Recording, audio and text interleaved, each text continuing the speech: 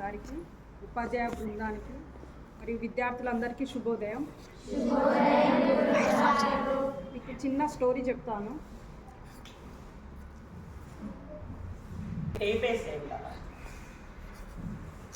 ఒక పల్లెటూరు ఉంటుంది.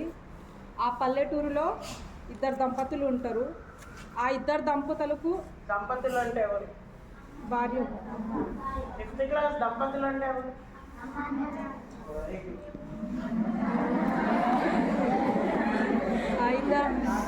ఇద్దరు దంపతులు ఉంటారు. ఆ దంపతులకు ఇద్దరు అమ్మాయిలు ఉంటారు. అయితే వాళ్ళ కుటుంబం చాలా సాఫీగా జరుగుతూ ఉంటుంది ఆ పల్లెటూరులో. అయితే వాళ్ళ తండ్రి ఏం చేస్తాడంటే త్రాగుడుకు బానిసై ఎక్కువ తాగి ఆరోగ్యం పాడై చనిపోవడం అనేది జరుగుతుంది. తర్వాత ఆ భారం అంతా తన తల్లి మీద పడుతుంది. ఆ అమ్మాయిలను ఆ తల్లే చూసుకుంటూ ఉంటుందన్నమాట. అయితే ఊళ్ళో బడి ఉంటుంది కదా, ఆ ఊళ్ళో బడిలో ఆ అమ్మాయిలను చదివిస్తూ ఉంటుంది. ఒక అమ్మాయి ఏమో 4th క్లాస్, ఇంకో అమ్మాయి ఏమో 2nd క్లాస్ చదువుతుంది.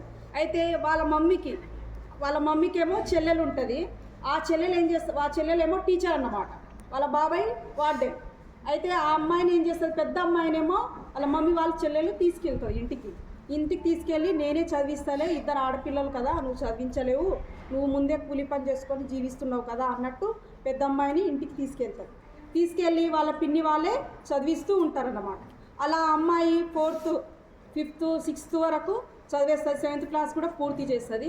అయితే వాళ్ళ పిన్నికి ఒక బాబు పుట్టడం వల్ల ఆ బాబు అంటే వాళ్ళ పిన్ని టీచర్ కదా, ఉద్యోగానికి వెళ్ళాలి కదా. అయితే ఆ బాబుకు చూసుకునేటోళ్ళు లేక ఈ అమ్మాయిని ఏం చేస్తారంటే ఆ బాబుని చూసుకోవడం కోసం ఇంటి దగ్గర ఉంచుకుంటారన్నమాట. అలా ఆ అమ్మాయి 7th వరకు చదివిన తర్వాత 8th క్లాస్ చదవకుండా ఆడనే ఆ అమ్మాయి చదువు ఆపేసుకుంటుంది. అయితే వాళ్ళ పిన్నిని చూసి ఈ అమ్మాయిలో కూడా కోరిక కలుగుతుంది. ఏమని, నేను కూడా మా పిన్నిలాగా టీచర్ అయితే బాగుంటుంది కదా, నాకు నాన్న లేడు, అమ్మ ఉంది, చెల్లి ఉంది, మా అమ్మ వాళ్ళని కూడా మంచిగా చూసుకోవచ్చు అనేసి వాళ్ళ పిన్నిని చూసి ఆమెలో ఆ కోరిక అనేది కలుగుతుంది. ఏ కోరిక? టీచర్ కావాలనే కోరిక కలిగి ఆమె నిర్ణయం తీసుకుంటుంది. అలా ఆ పిన్నికి చెప్తుంది అన్నమాట. పిన్ని, నేను కూడా స్కూల్కి వెళ్తా, నాకు కూడా స్కూల్కి పాఠశాలకు పంపించండి అని చెప్తుంది. అయితే వాళ్ళ పిన్ని ఏం చేస్తుంది, స్కూల్లో మళ్ళీ చేర్పిస్తారు. 8th క్లాస్ డిస్కంటిన్యూ అవుతుంది చదువు అన్నమాట. 9th నుంచి మళ్ళీ స్టార్ట్ అవుతుంది, ఆ అమ్మాయి చదువు అనేది స్టార్ట్ అవుతుంది. అలా 9th, 10th కంప్లీట్ చేస్తుంది. 10thలో మంచి మార్కులతో పాస్ అవుతుంది. దాని తర్వాత గవర్నమెంట్ కాలేజీలో ఇంటర్ పూర్తి చేస్తుంది. ఇంటర్ పూర్తి అయిన తర్వాత డిగ్రీ, పీజీ వరకు అమ్మాయి చదువుతుంది. అయితే ఆమెకు ఉద్యోగం తెచ్చుకునే అవకాశం వచ్చింది. ఇంకా ఆమె టీచర్ కావాలనుకుంది కదా, జాబ్ పడుతుంది అన్నమాట. అయితే ఆ జాబ్కి ఈమె రాస్తుంది. అమ్మాయికి జాబ్ రాదు. ఆమె కోరిక నెరవేరుతుందా? నెరవేరదు. దాని తర్వాత ఇంకో పరీక్ష రాస్తుంది.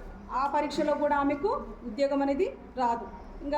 ఇంకా ఊర్లో వాళ్ళు ఏమంటారు, ఇంటికి బంధువులు కానీ ఊర్లో వాళ్ళు ఏమంటారు, ఇంకా ఈ అమ్మాయి చదివింది చాలు, పెళ్ళి చేసేయండి, ఇంకా ఈమెకు జాబ్ వచ్చినప్పుడు చూద్దాంలే, ఇప్పుడు ఎందుకులే అన్నట్టు అమ్మాయికి ఏం చేస్తారు, అమ్మాయికి వివాహం చేసేస్తారు. అయినా ఆమెలో ఉన్న కోరిక అనేది, ఆమె అనుకున్న లక్ష్యం అనేది లోపల అలానే ఉంటుంది, పట్టుదలతోనే ఉంటుంది.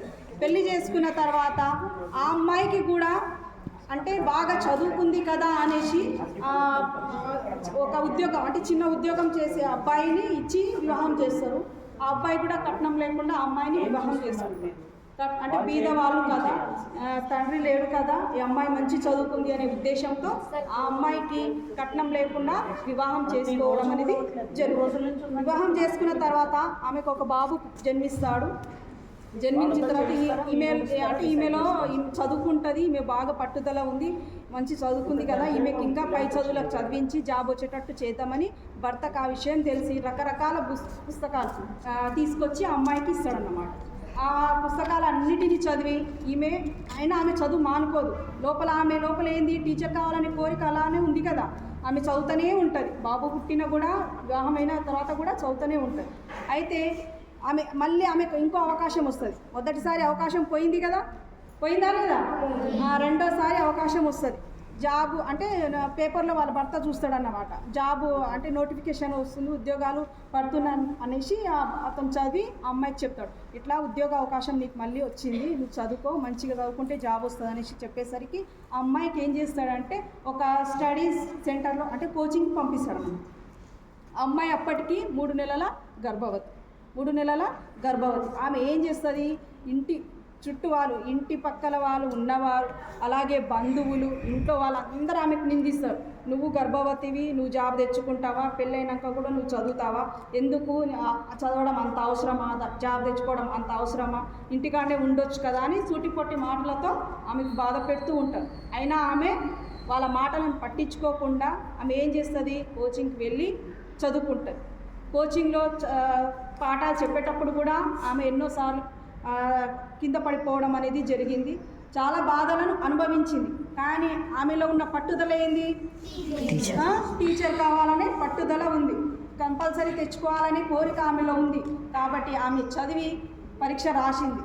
ప్రెగ్నెన్సీ అయినా కూడా పరీక్ష రాసింది. ఉదయం 6 గంటల నుంచి క్లాస్ స్టార్ట్ అయితే నైట్ 9 వరకు క్లాస్ అలానే వినేది, మంచిగా చదువుకొని పరీక్ష రాసిన తర్వాత ఆమెకు 1 కాదు 2 కాదు 4 ఉద్యోగాలు వచ్చినాయి.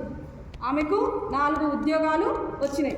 అదేవిధంగా 4 ఉద్యోగాలతో పాటు ఆమె ఇంకా 2 క్వాలిఫై ఎగ్జామ్ రాసింది. 2 exam, state eligible test, national eligible test అన్నీ రాసింది. అన్నిట్లో ఆమె పాస్ అయ్యి 4 ఉద్యోగాలతో ఉండి గవర్నమెంట్ స్కూల్లో ఉద్యోగం వచ్చింది, సోషల్ వెల్ఫేర్ స్కూల్లో ఉద్యోగం వచ్చింది, మైనార్టీ స్కూల్లో ఉద్యోగం వచ్చింది, డిఎల్కి కూడా సెలెక్ట్ అయింది. దాంతోపాటు national eligibility test, state eligibility test అన్నీ పాస్ అయ్యి ఉద్యోగం తెచ్చుకొని మంచిగా ఒక స్థాయికి వచ్చి తన కుటుంబాన్ని చూసుకోవడం అనేది చేసింది. అంటే ఆమె చదువుని 8th క్లాస్లో ఆపేసిందా, ఆపేయండి. వివాహం తర్వాత బంద్ చేసిందా, బంద్ చేయలేదు. కష్టపడి